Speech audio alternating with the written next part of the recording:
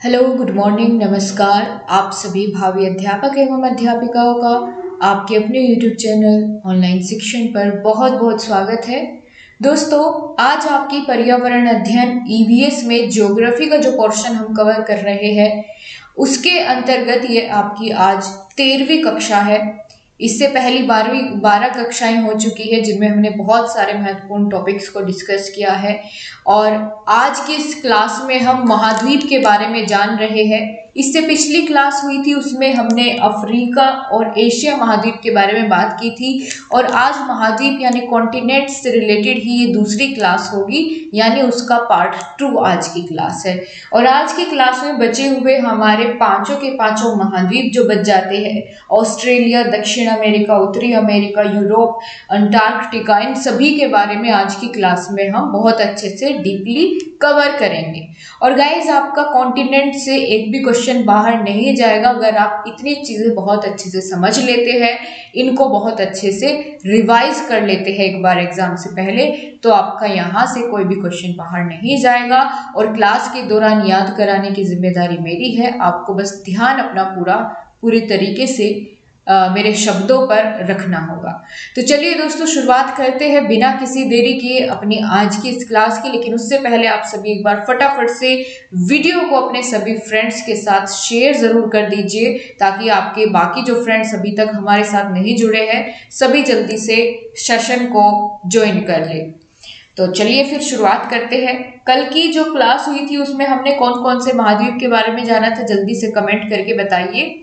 तो हमारे कुल 7 महाद्वीप है, उनमें से सबसे बड़ा महाद्वीप कौन सा है ये बताइए मुझे, क्योंकि हम ये पिछली क्लासेस में जान चुके हैं। सबसे छोटा महाद्वीप कौन सा है, जनसंख्या के अनुसार या सबसे ज्यादा जनसंख्या कौन से महाद्वीप में निवास करती है। जिसने पिछली क्लास नहीं देखी है और डायरेक्ट इसी वीडियो पे आए हैं तो प्लीज आपसे रिक्वेस्ट है कि आप इससे पहले जो कल वाली क्लास हुई है एशिया और अफ्रीका महाद्वीप की उसको जरूर देखें, ठीक है। उसके बाद ही आप ये क्लास देखें तो तब आपको बहुत अच्छे से समझ भी आएगा और साथ ही साथ उन वाले टॉपिक से ज्यादा ही क्वेश्चन बनते हैं, यहाँ से ज्यादा उस वाले टॉपिक से प्रश्न बनते हैं, ठीक है। और इसके साथ ही मुझे आप ये बताएंगे कि विश्व का सबसे ऊंचा पठार कौन से कॉन्टिनेंट में है, ये भी मैंने बताया था, उस पठार का आपको नाम भी बताना है, ठीक है। तो हम कौन कौन से कॉन्टिनेंट्स पढ़ चुके हैं, हमने एशिया को पढ़ लिया है, इसी के साथ हमने अफ्रीका को पढ़ लिया है, तो ये दोनों कंप्लीट हो गए हैं। बाकी इन बचे हुए कॉन्टिनेंट्स के बारे में आज हम देखने वाले हैं।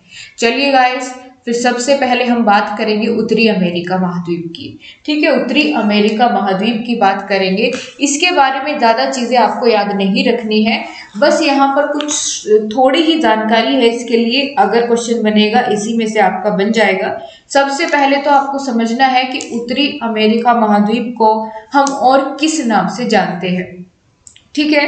तो इसको हम नई दुनिया भी कहते हैं, ठीक है। नई दुनिया के नाम से कौन से आपके महाद्वीप को जाना जाता है, तो आपके उत्तरी अमेरिका महाद्वीप को इसके नाम से, नई दुनिया के नाम से जाना जाता है, याद रहेगा। इसी के साथ वेस्ट इंडीज के उत्तर पश्चिम में उत्तरी अमेरिका महाद्वीप स्थित है। उत्तरी अमेरिका के पश्चिम में तो प्रशांत महासागर है और पूर्व में क्या है, उत्तरी अंटार्कटिका या अटलांटिका महासागर स्थित है। इसको हम मैप में देखेंगे, मैप में कहाँ दर्शाया गया है, हम किसकी बात कर रहे हैं, उत्तरी अमेरिका की यानी नॉर्थ अमेरिका की। और इसमें क्या बताया है हमको कि किधर क्या स्थित है, तो यहाँ पर आप देख पाएंगे इसके पूर्व में तो क्या है, उत्तरी अटलांटिक महासागर है और इसके दक्षिण में प्रशांत महासागर स्थित है, ठीक है, नॉर्थ अमेरिका के। तो इतना हमने अभी इसके बारे में जाना है। इसका दूसरा नाम क्या है, नई दुनिया, ठीक। चलिए अब आगे बढ़ते हैं और जानेंगे इसके बारे में। इस महाद्वीप से होकर के कर्क रेखा जाती है, इस महाद्वीप से कर्क रेखा गुजरती है।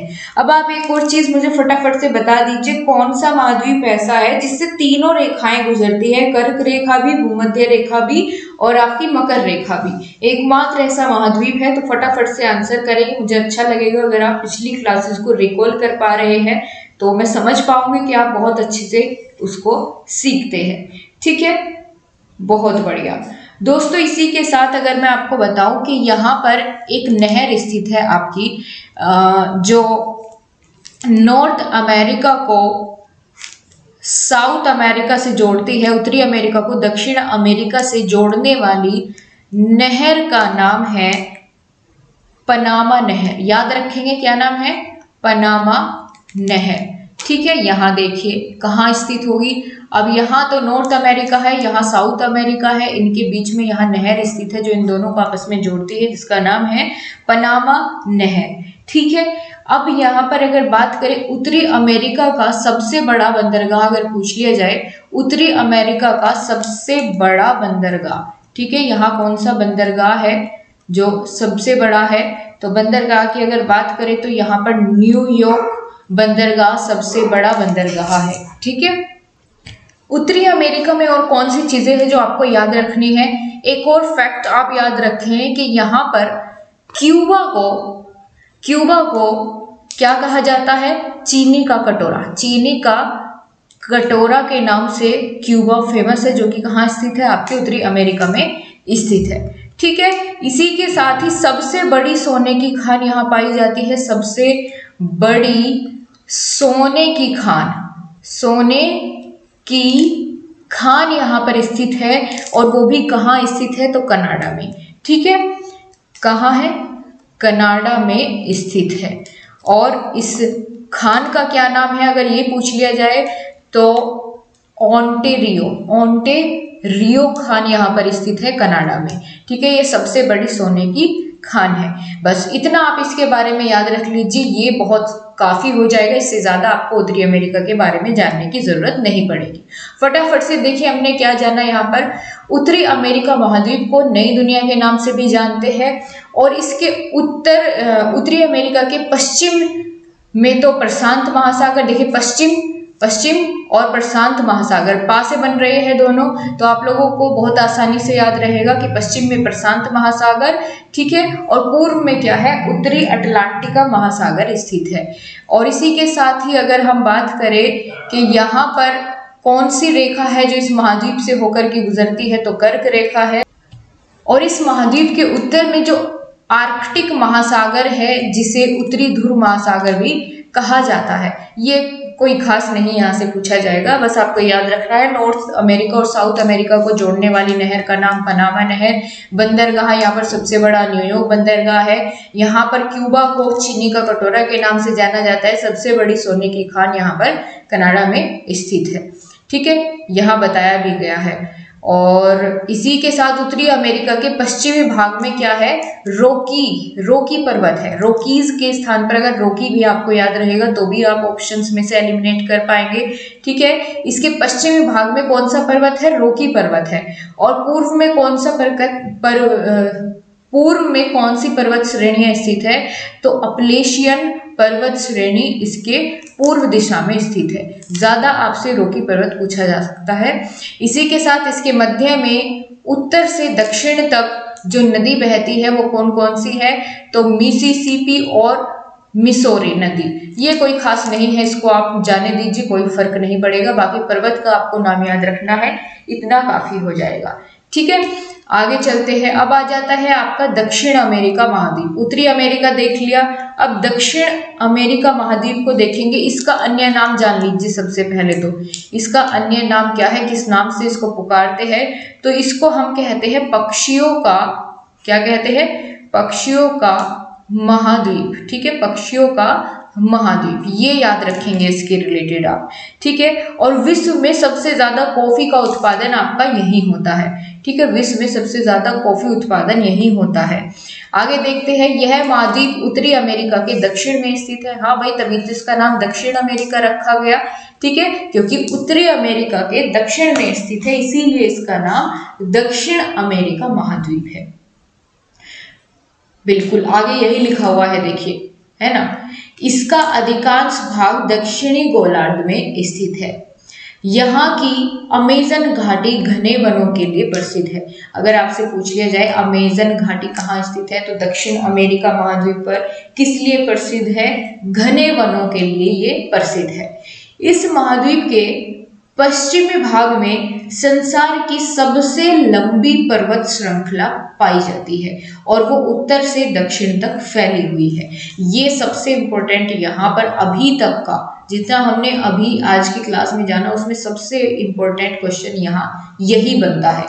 क्या कि एंडीज पर्वतमाला कौन से महाद्वीप में स्थित है? तो दक्षिण अमेरिका महाद्वीप में एंडीज पर्वतमाला स्थित है और ये संसार की सबसे लंबी पर्वत श्रृंखला है।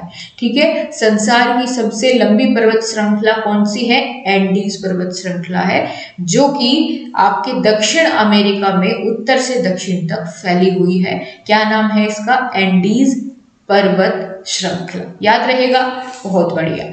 भूमध्य रेखा इस महाद्वीप के उत्तरी भाग से होकर गुजरती है, यानी आपने ऊपर जाना था, उत्तरी अमेरिका को कौन सी रेखा काटती है? कर्क रेखा, और दक्षिणी अमेरिका को भूमध्य रेखा काटती है। ठीक है, तो ये भी आपको थोड़ा सा ध्यान रखना है इसके बारे में कि कौन सी रेखा किसके ऊपर से गुजर रही है, कौन से महाद्वीप से कौन सी रेखा गुजरती है। और बाकी जो मैंने आपको बताया था कि तीनों की तीनों जिस महाद्वीप से रेखाएं गुजरती है वो सबसे महत्वपूर्ण हो जाता है जानने के लिए। ठीक है, बहुत बढ़िया। तो यहाँ पर इसी के साथ मैं लिख देती हूँ, यहाँ लिखा हुआ नहीं है कि सबसे बड़ा या सर्वाधिक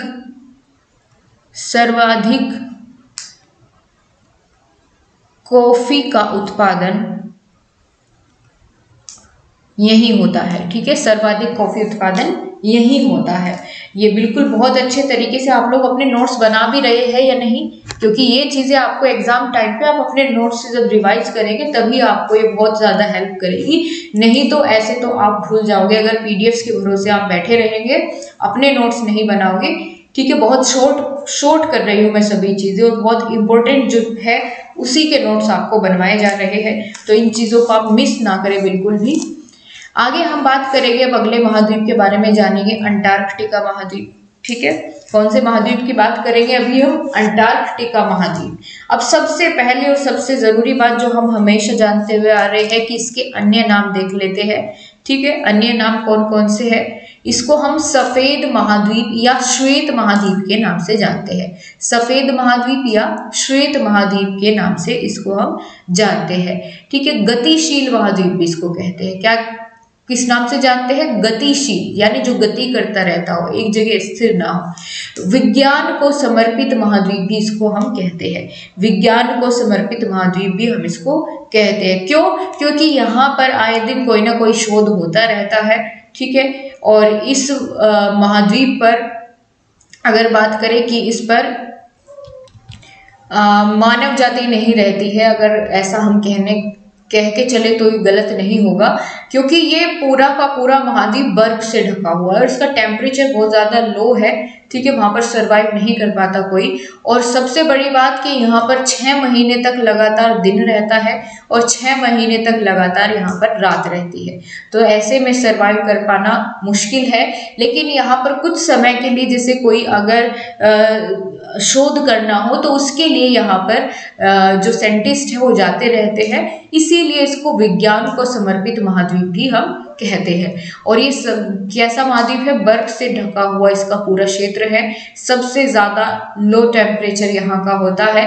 अब अगर बात करें इस महाद्वीप की खोज किसने की, तो ये भी कई बार पूछ लिया जाता है।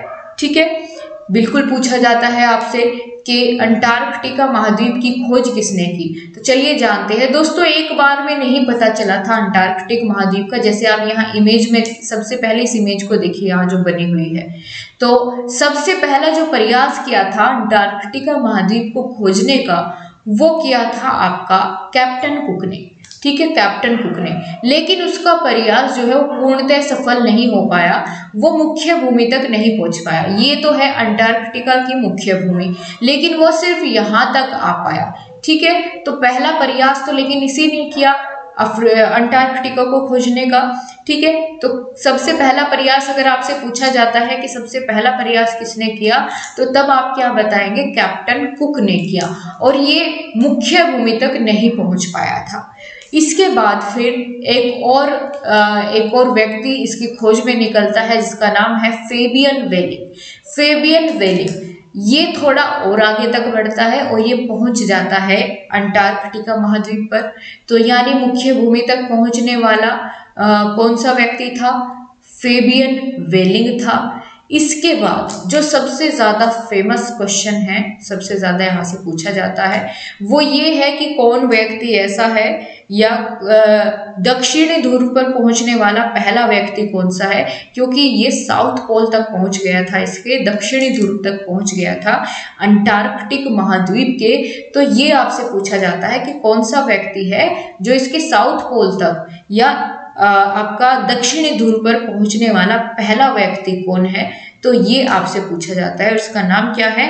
एमंडसन इसका नाम है। ठीक है, ये लिखा भी हुआ है यहाँ पर, देखिए, साउथ पोल या दक्षिणी ध्रुव तक पहुंचने वाला पहला व्यक्ति। ठीक है, यहाँ तक तो ये पहला ही पहुंचा था, बाकी सबके प्रयास तो पीछे ही छूट गए थे कहीं, लेकिन इसने दक्षिणी ध्रुव तक पहुंचा है और दक्षिणी ध्रुव की भी इसने खोज की। ठीक है, तो अंटार्कटिका महाद्वीप पर दक्षिणी ध्रुव पर पहुंचने वाला प्रथम व्यक्ति का नाम बताइए, तो आप क्या बताएंगे? एमंडसन है। श्वेत महाद्वीप के नाम से कौन से महाद्वीप को जानते हैं? अंटार्कटिका महाद्वीप को जानते हैं। ठीक है, इसी के साथ कौन सा ऐसा महाद्वीप है जो बर्फ से ढका हुआ है? तो अंटार्कटिका महाद्वीप है। अब चलिए इसके बारे में और कुछ प्रमुख यहाँ पर चीजें जानेंगे हम लोग। तो इसके पर्वत श्रेणी की बात करते हैं, यहाँ पर्वत कौन कौन से स्थित है। तो अगर पर्वत की बात करें तो यहाँ पर ट्रांस अंटार्कटिकन श्रेणी स्थित है। अब ये आपको तो ज्यादा याद रखने की आवश्यकता ही नहीं है, क्योंकि इसके नाम में अपने आप ही अंटार्कटिका आता है। देखिए, अंटार्कटिकन। ठीक है, तो ये आप बिल्कुल आसानी से पहचान लेंगे ये कहाँ स्थित है। ये पर्वत श्रेणी ट्रांस अंटार्कटिकन श्रेणी आप कहाँ बताएंगे? अंटार्कटिका में स्थित है। ठीक है, और ये मुख्य क्यों है, इसके बारे में जानने की हमें जरूरत क्यों पड़ी? क्योंकि ये अंटार्कटिका महाद्वीप के बिल्कुल बीचों बीच स्थित है, यानी अंटार्कटिका महाद्वीप को ये दो भागों में विभाजित करता है। ठीक है, इसलिए हम इसको पढ़ रहे हैं। तो ट्रांस अंटार्कटिकन श्रेणी अंटार्कटिका महाद्वीप को दो भागों में विभाजित करती है, यानी इसके बिल्कुल बीचों बीच स्थित है। और इस पर्वतमाला की या ट्रांस अंटार्कटिकन श्रेणी की सबसे ऊंची चोटी कौन सी है? तो विजन मैसिव है। ठीक है, विजन मैसिव है जो ट्रांस अंटार्कटिकन श्रेणी की सबसे ऊंची चोटी है। अब इसी के साथ साथ अगर बात करें कि यहाँ पर और क्या क्या चीजें आपको जाननी होगी इसके बारे में, अंटार्कटिका महाद्वीप के बारे में, तो यहाँ आ जाइए, थोड़ा सा यहाँ इसके बारे में बात करेंगे। ठीक है, तो अंटार्कटिका महाद्वीप में यह अंटार्कटिका वृत्त के दक्षिण में स्थित है। यह महाद्वीप वर्ष भर मोटी बर्फ की चादर से ढका रहता है, वही बात है। यहाँ कुछ शोध संस्थान या शोध केंद्र बनाए गए हैं जिनका नाम है दक्षिण गंगोत्री, मैत्री या भारती। इसके बारे में मैं आपको थोड़ा सा एक्सप्लेन करके बताती हूँ ताकि ये चीजें आपको अच्छे से समझ में आ जाए। दोस्तों, भारत ने यहाँ 3 अपने अनुसंधान केंद्र बनाए हैं। ठीक है, भारत ने 3 अनुसंधान केंद्र, ठीक है, शोध करने के लिए अनुसंधान केंद्र बनाए हैं। कौन कौन से? पहला तो है दक्षिण गंगोत्री। ठीक है, दक्षिण गंगोत्री, जिसके बारे में अभी हमने नीचे देखा, दक्षिण गंगोत्री। दूसरे का नाम क्या है? कई बार पूछ लेता है कि निम्नलिखित में से कौन सा अंटार्कटिका महाद्वीप पर भारत का अनुसंधान केंद्र नहीं है, तो आपको इनको तीनों के नाम पता होना चाहिए, चौथा कोई और ऑप्शन में दे देगा। ठीक है, तो एक तो दक्षिण गंगोत्री हो गया, दूसरा क्या है? मैत्री, और तीसरा अनुसंधान केंद्र कौन सा है? तो उसका नाम है भारती। अब अगर वर्तमान की बात करें तो वर्तमान में ये वाला जो अनुसंधान केंद्र है ये तो हो गया है, बट इसका वहाँ कोई काम अब नहीं है। इसको as a store room use करते हैं हमारे भारतीय वैज्ञानिक। और बाकी जो मैत्री और भारतीय अनुसंधान केंद्र है ये जो है यहाँ इस पर शोध किए जाते हैं, यहाँ पर खोज की जाती है। ठीक है, सूक्ष्म जीव और पर्यावरण से संबंधित खोज इन दोनों पर की जाती है। इतना समझ में आ गया। अब यहाँ पर क्या क्या प्रमुख है, क्या क्या पाया जाता है, तो ये भी आप एक बार देख लीजिए। ठीक है, इसकी प्रमुख वनस्पति अगर बात करें मुख्य वनस्पति कौन कौन सी है इस महाद्वीप पे, मुख्य वनस्पति। ठीक है, यहाँ देश वगैरह के तो बारे में जानना ही नहीं है हमें, क्योंकि पूरा बर्फ से ढका हुआ है। तो सबसे बढ़िया और जरूरी बात यह है कि यहाँ पर पेंगुइन मिलते हैं। ठीक है, पेंगुइन चिड़िया मिलती है, पेंगुइन चिड़िया सबसे ज्यादा, क्योंकि वो बर्फ में ही रहते हैं। इसी के साथ लाइकेन यहाँ की वनस्पति है, लाइकेन, शैवाल पाए जाते हैं यहाँ बहुत, लाइकेन, शैवाल। ठीक है, तो ये यहाँ की मुख्य वनस्पति है। इतना आपको समझ में आ गया बहुत अच्छे तरीके से। बस आपको इतना ही जानना था अंटार्कटिका महाद्वीप के बारे में। एक बार फटाफट से देखेंगे इसके अन्य नाम कौन कौन से हैं। सफेद महाद्वीप और गतिशील महाद्वीप भी इसको कहते हैं, विज्ञान को समर्पित महाद्वीप। इसी के साथ इसकी सबसे पहले इसकी खोज करने का प्रयास किसने किया था, कैप्टन कुक ने, लेकिन ये मुख्य भूमि तक नहीं पहुंच पाया था। फिर दूसरा प्रयास किसने किया और मुख्य भूमि तक पहुंचने में जो सफल रहा उसका नाम था फेबियन वेलिंग। ठीक है, क्या नाम था, फेबियन वेलिंग। ऐसा पहला व्यक्ति था जो मुख्य भूमि तक पहुंचा। और फिर कौन सा ऐसा पहला व्यक्ति था जो कि दक्षिणी ध्रुव तक पहुंच गया, उसका नाम था एमेंडसन। ठीक, ये याद रखेंगे आप, बहुत बढ़िया।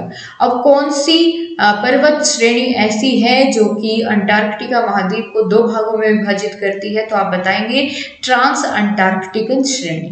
ठीक, और इसकी सबसे ऊंची चोटी कौन सी है, विजन मैसिव, विजन मैसिव। प्रमुख वनस्पति की अगर बात करें तो लाइकेन, शैवाल। वनस्पति में चिड़िया नहीं आती है, कभी आप ये भी इसी के अंदर कहें कि मैम आपने क्या बता दिया ये। ठीक है, ये अलग है आपका पेंगुइन चिड़िया, ये तो मैंने ऐसे बताया आपको, बल्कि प्रमुख वनस्पति में आपका क्या है, लाइकेन, शैवाल, ये सब है। ठीक, इसी के साथ यहाँ कौन कौन से अनुसंधान केंद्र है भारत के हमें जानने हैं, तो दक्षिणी गंगोत्री, मैत्री, भारती, ये यहाँ पर क्या है, प्रमुख अनुसंधान केंद्र स्थित है।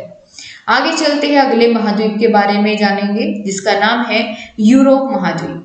ठीक है, यूरोप महाद्वीप के बारे में जानेंगे और यहाँ से कैसे कैसे क्वेश्चन आपके पेपर में पूछे जाते हैं इसको भी हम साथ साथ कवर करते हुए चलेंगे। सबसे पहले हमें जानना है यूरोप महाद्वीप का उपनाम, या और किस नाम से हम इसको जानते हैं, तो इसको कहा जाता है गाइस प्रायद्वीपों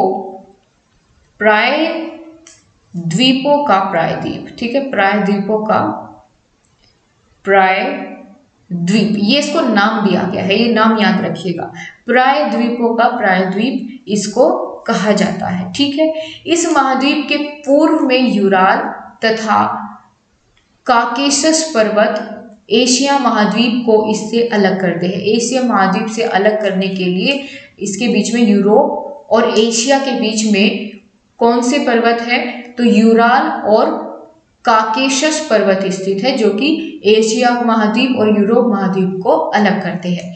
इसके उत्तर में आर्कटिक महासागर है तथा दक्षिण में भूमध्य सागर स्थित है। यहाँ चलते हैं, अब इसको हम मैप में देखेंगे कि यूरोप महाद्वीप कहाँ है और इसके उत्तर में और दक्षिण में क्या है।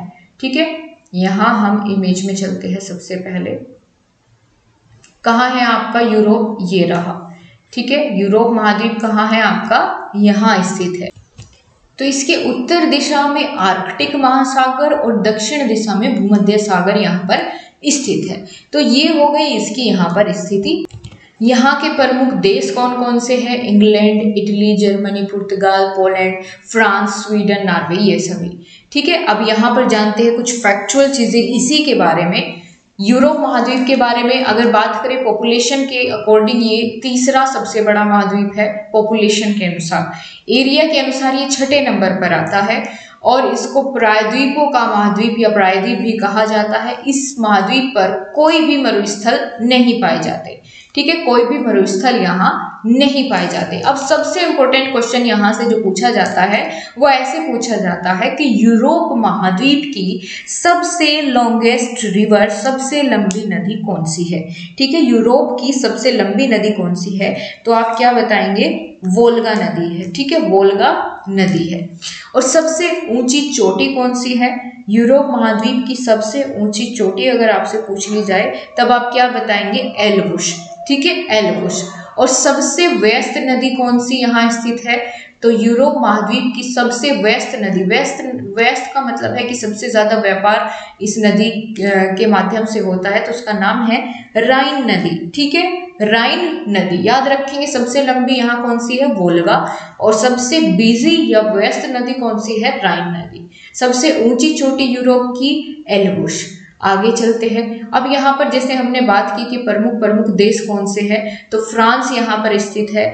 फ्रांस खाद्यान्न उत्पादन में आत्मनिर्भर देश माना जाता है और ये फार्मर्स की कंट्री के नाम से इसको, या किसानों के देश के नाम से इसको जाना जाता है, फ्रांस को। ठीक है, क्योंकि ये खाद्यान्न उत्पादन के मामले में आत्मनिर्भर है। ठीक है, तो इसको कंट्री ऑफ फार्मर्स भी कहते हैं। फ्रांस की कैपिटल बताइए क्या होती है? पेरिस होती है।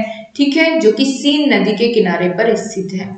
इसी के साथ फ्रांस को फैशन की और ब्यूटी की सिटी के नाम से भी जाना जाता है, city of fashion and beauty के नाम से जाना जाता है। फ्रांस में शैंपेन शराब का उत्पादन होता है। ठीक है, शैंपेन शराब महंगी होती है, इसका उत्पादन भी यही होता है फ्रांस में। याद रहेगी ये सभी चीजें। अगर यहाँ से कैसे भी क्वेश्चन आए तो आपको तुरंत एकदम से याद आ जाना चाहिए कि फार्मर्स की कंट्री किसको कहा जाता है? फ्रांस को कहा जाता है। खाद्यान्न में आत्मनिर्भर देश कौन सा है? आपको 4 ऑप्शन मिलेंगे, उनमें फ्रांस भी मिलेगा, तो आप बताएंगे फ्रांस को कहते हैं। ठीक है, फ्रांस और यूनाइटेड किंगडम के बीच में कौन सा चैनल स्थित है? तो इंग्लिश चैनल स्थित है, जिसको किसने तैरकर पार किया था? अगर आपको पता है तो कमेंट बॉक्स में जरूर बताइएगा।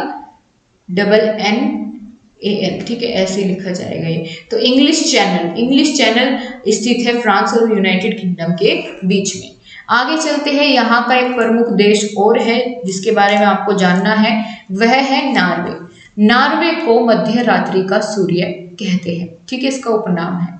इसी के साथ ही नॉर्वे अत्यधिक विकसित देश है और उत्तरी सागर से जल विद्युत उत्पादन ये करता है। ठीक है, जल से विद्युत का उत्पादन करता है और इसको एक और नाम से हम जानते हैं, हजारों झीलों का देश।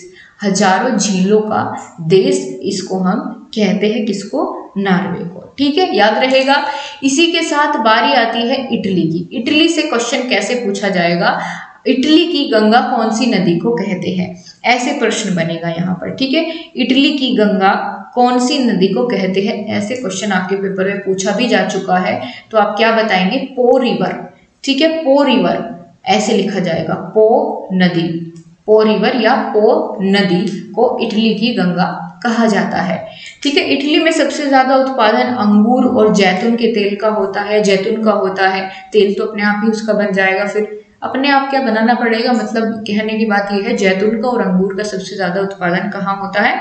इटली में होता है। इटली को हम एक और नाम से जानते हैं, इसको कहते हैं यूरोप का भारत। ठीक है, यूरोप का भारत, याद रहेगा, यूरोप का भारत। ठीक है, फ्रांस के बारे में एक और आपको जानना है। फ्रांस के बारे में, इसको समुद्रों की रानी भी कहते हैं। एक तो आपका किसानों का देश हो गया एक तो। ठीक है, किसानों का देश। इसके साथ साथ इसको समुद्रों की रानी भी कहते हैं। ठीक है, याद रहेगी ये चीजें। चलिए अब यहाँ पर हम आगे बढ़ते हैं और आगे देखते हैं। यहाँ पर स्विट्जरलैंड की बात नहीं की गई है। आप कहीं अगर नोट कर रहे हैं, अपने नोट्स बना रहे हैं, तो वहां ये भी फटाक से लिख लीजिए कि स्विट्जरलैंड को यूरोप का खेल का मैदान कहा जाता है। ठीक है, बहुत बढ़िया। चलिए आगे बढ़ते हैं। अब बारी आती है ऑस्ट्रेलिया महाद्वीप की। ऑस्ट्रेलिया महाद्वीप के बारे में जानेंगे अभी हम सब, तो इसके बारे में बात करते हैं। इसका सबसे पहले तो आपको पता होना चाहिए कि ये विश्व का सबसे छोटा महाद्वीप है। ठीक है, इसकी सबसे बड़ी खास बात यही है कि यह सबसे छोटा है, यही इसकी सबसे बड़ी खास बात है। ऑस्ट्रेलिया महाद्वीप विश्व का सबसे छोटा महाद्वीप है। कहाँ स्थित है? तो दक्षिणी गोलार्ध में स्थित है। इसे देश भी माना जा सकता है क्योंकि बहुत छोटा है और इसकी कैपिटल क्या है? कैनबरा है। ऑस्ट्रेलिया महाद्वीप की कैपिटल क्या है? कैनबरा है। ठीक है, इसी के साथ आपको इसके संबंधित और कौन कौन सी बातें यहाँ पर जाननी है। इसका नाम अलग अलग और क्या हो सकता है? क्या इसका कोई नाम भी हो सकता है? तो सबसे छोटा महाद्वीप हमने इसको जान लिया। ठीक है, द्वीपीय महाद्वीप भी इसको हम कह सकते हैं, ये भी मैं यहाँ पर नोट कर देती हूँ। द्वीपीय महाद्वीप किसको जाना जाता है द्वीपीय महाद्वीप के नाम से? ऑस्ट्रेलिया को जाना जाता है। ठीक है, प्यासी भूमि का देश भी इसको कहते हैं। क्या कहते हैं? प्यासी भूमि का देश भी हम इसको कहते हैं। ठीक है, कंगारू की भूमि, ये तो आप सभी जानते हो, कंगारू की भूमि। ठीक है, कंगारू ऑस्ट्रेलियंस को ही कहा जाता है कंगारू, तो कंगारू की भूमि भी इसको कही जाती है, लैंड्स ऑफ कंगारू। ठीक है, लिख लीजिए इसको अच्छे से, लैंड्स ऑफ कंगारू भी इसी को कहा जाता है। ठीक है, चलिए आगे बढ़ते हैं अब इसके बारे में। और आपको क्या जानना है, यहाँ पर ये इसकी स्थिति दर्शाई गई है, लेकिन यहाँ आपको पता नहीं चलेगा कि यहाँ बना क्या है।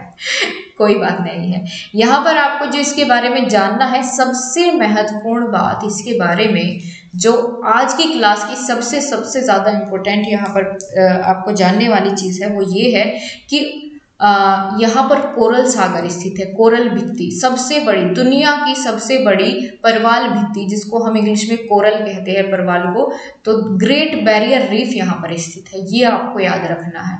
ठीक है, चलिए देखते हैं, यहाँ लिखा हुआ है ऑस्ट्रेलिया के उत्तर में स्थित है कोरल सागर, और ये विश्व की सबसे बड़ी क्या है? परवाल भित्ति भी है। परवाल भित्ति इंग्लिश में अगर बात करें इसको ग्रेट बैरियर रीफ कहा जाता है, महान परवाल भित्ति कहा जाता है।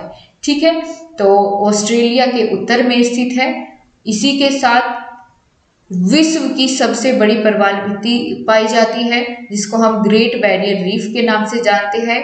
जो परवाल होता है, परवाल है, ये परवाल जो है एक जलीय जीव इसको कहते हैं। ये अपने स्थान से कहीं हिलता नहीं है, तो ये एक के ऊपर एक ऐसे बहुत सारे जमते चले जाते हैं और एक चट्टान की जैसी बन जाती है, जिस पर लोग निवास भी कर सकते हैं, वो डूबेगी नहीं।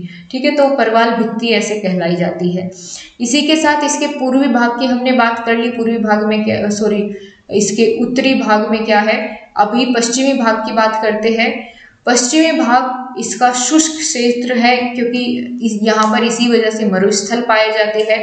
और यहाँ के फेमस मरुस्थल कौन कौन से हैं? एक तो सैंडी मरुस्थल, सैंडी डेजर्ट, और विक्टोरिया मरुस्थल या विक्टोरिया डेजर्ट यहाँ पर स्थित है। और दोनों के दोनों फेमस किस लिए है?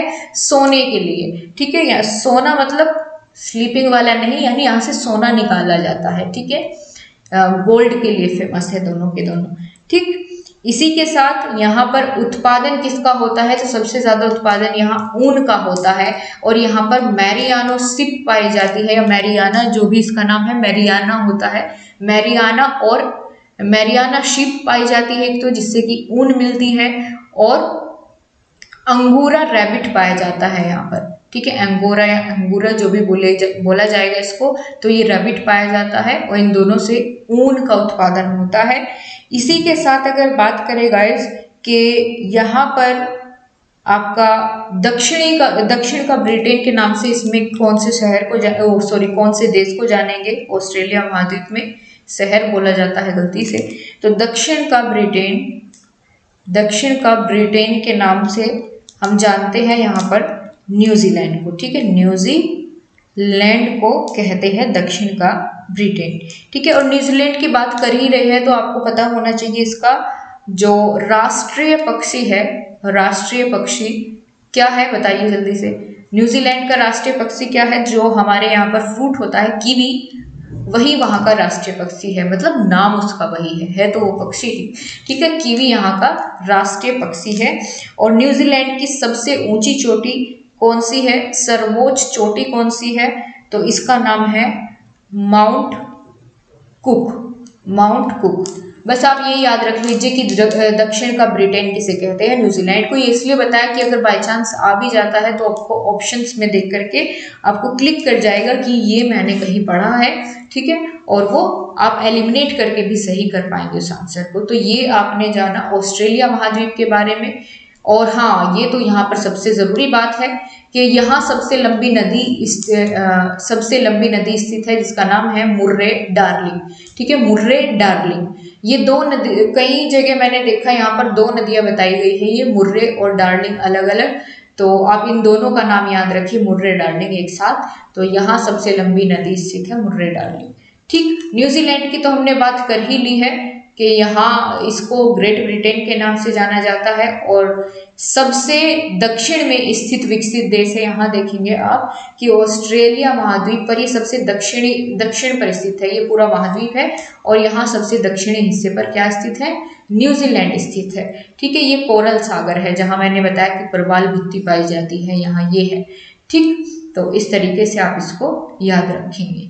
आगे बात करते हैं, तो बस इतना ही आपको इसके बारे में जानना था। अभी ऑस्ट्रेलिया महाद्वीप के बारे में यहाँ थोड़ा सा और बताया गया है, इसको खोल करके जो चीजें मैंने बताई। ठीक है, इससे कौन सी रेखा गुजरती है, मकर रेखा। इसके चारों महासागर स्थित है, चारों ओर महासागर स्थित है, इसीलिए इसको द्वीप या महाद्वीप भी कहते हैं क्योंकि इसके चारों ओर महासागर स्थित है। यहाँ मरे एवं डार्लिंग नदियां, देखिए यहाँ पर अलग अलग नाम से बताया गया, मुर्रे और डार्लिंग। मरे या डार्लिंग जैसे भी आपको मिलेगा, बस आपको डार्लिंग मरे याद रखना है। ठीक है, ये नदियां यहाँ पर बहती है ऑस्ट्रेलिया में, जो फेमस है। और पूर्व में ग्रेट डिवाइडिंग रेंज पर्वतमाला भी इसकी स्थित है, इसके पूर्व में। ठीक है, ग्रेट डिवाइडिंग रेंज देखिए यहाँ पर बनाई भी हुई है इस इमेज में, ग्रेट डिवाइडिंग रेंज, ये रहा आपका ग्रेट डिवाइडिंग रेंज, ये बनी हुई है यहाँ पर। ठीक है, महान विभाजन श्रेणी या महान विभाजक श्रेणी भी इसकी यहाँ स्थित है। ये हो गया। अब क्या बचता है देखते हैं इसमें और जानने के लायक। तो इसके उत्तर पूर्व में विश्व की सबसे बड़ी प्रवाल भित्ति ग्रेट बैरियर रीफ स्थित है, ये हमने पहले ही जान लिया है और यही इसका सबसे खास क्वेश्चन है इस वाले महाद्वीप से। इसी के साथ यहाँ पर हम आगे बढ़ते हुए जानेंगे महाद्वीपों की सर्वोच्च चोटी, या कौन से महाद्वीप की सबसे ऊंची चोटी कौन सी है, क्योंकि यहाँ पर हम इसको खत्म करने वाले हैं। सारे महाद्वीपों के बारे में हमने जान लिया है, ये एक रिवीजन के तौर पे है कि जिन सभी महाद्वीप की सर्वोच्च चोटी जो है वो एक साथ आप जान लीजिएगा, जो आपके एग्जाम के पॉइंट ऑफ व्यू से इंपॉर्टेंट है, सिर्फ वही। ठीक है, तो आपको पता होना चाहिए एशिया महाद्वीप की सबसे ऊंची चोटी कौन सी है, एवरेस्ट है।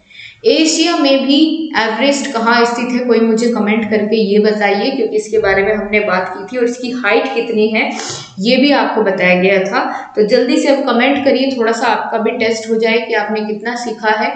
तो एशिया महाद्वीप की सबसे ऊंची चोटी कौन सी है, एवरेस्ट है। यूरोप महाद्वीप की सबसे ऊंची चोटी कौन सी है, तो एल्ब्रुस है। ठीक है, एल्ब्रुस, यूरोप महाद्वीप की एल्ब्रुस।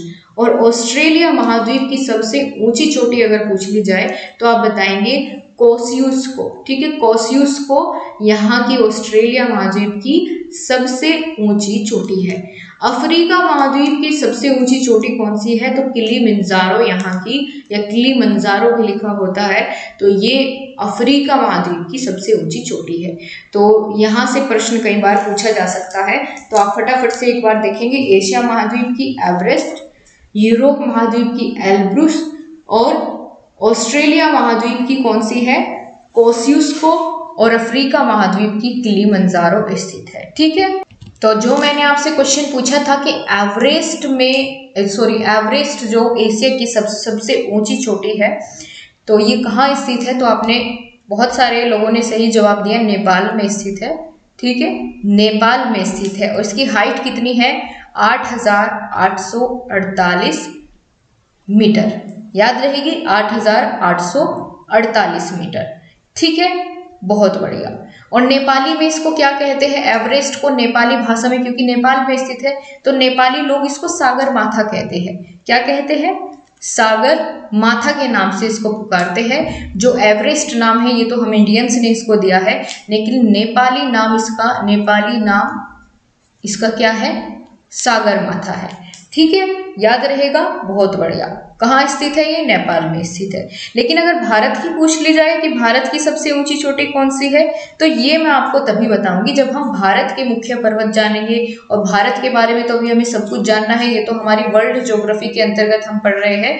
इंडिया का तो हम बहुत अच्छे से डीपली सारी चीजें जानेंगे। तो ये हो गया आपका सभी कॉन्टिनेंट्स, इनको आप सभी एक बार रिवाइज जरूर करें। आपको सारी चीजें कवर करा दी गई हैं इन सभी महाद्वीप्स की। और बाकी आप सभी वीडियो को लाइक और शेयर ज़रूर करें अगर आपको पसंद आई है। और अगर आप चैनल पर पहली बार विजिट कर रहे हैं तो आप सभी चैनल को सब्सक्राइब करना बिल्कुल ना भूलें। साथ में यहाँ पर एक साइड में बेल आइकन का बटन भी होगा सब्सक्राइब बटन के बगल में, तो उसको भी बजाना बिल्कुल ना भूलें। ठीक है, तो चलिए दोस्तों, आपसे फिर दोपहर की क्लास में मुलाकात होगी, हिंदी वाली क्लास में 3 बजे। तो तब तक के लिए आप सभी को नमस्कार, आपसे फिर मुलाकात होगी। जय हिंद, वंदे मातरम।